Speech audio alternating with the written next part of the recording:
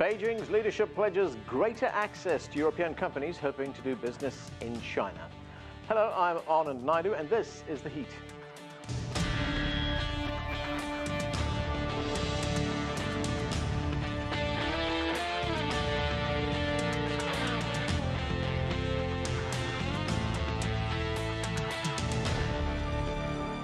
China and the European Union agreed to strengthen their trade relationship Tuesday at the EU-China summit in Brussels. Chinese Premier Li Keqiang told EU leaders China is committed to leveling the playing field for foreign investors to get access to the world's second largest economy. The two sides also agreed businesses should not be forced to transfer their technology. We begin with this report from CGTN's Marian Zaidi in Brussels. It's one of the most profitable relationships on earth. According to the head of the European Commission, China and the European Union do nearly $1.7 billion of trade every day. Together, they account for a large chunk of the world's GDP. But whereas China exported some $422 billion into the EU, investments flowing the other way from the EU into China was about half of that. EU companies have long lobbied for better access to Chinese markets. At the EU-China summit in Brussels on Tuesday, a breakthrough, with China promising equal treatment for European companies.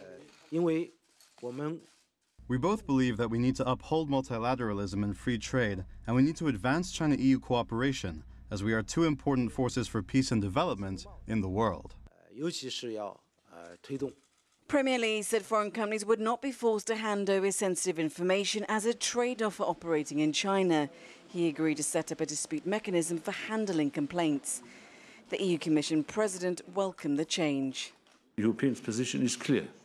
We believe in China and we believe in our partnership. And we are ready to work together and at the same time to be more ambitious in standing up for our interests and values. China also committed to World Trade Organization reform with respect to industry subsidies to make it easier for foreign investors to get access to Chinese markets. The two sides reaffirmed their joint commitment to cooperate on WTO reform to ensure its continued relevance and allow it to address global trade challenges. To this end, both sides will intensify the discussions with the aim of strengthening international rules on industrial subsidies. And in Brussels, both sides agreed to conclude their comprehensive agreement on investment by 2020.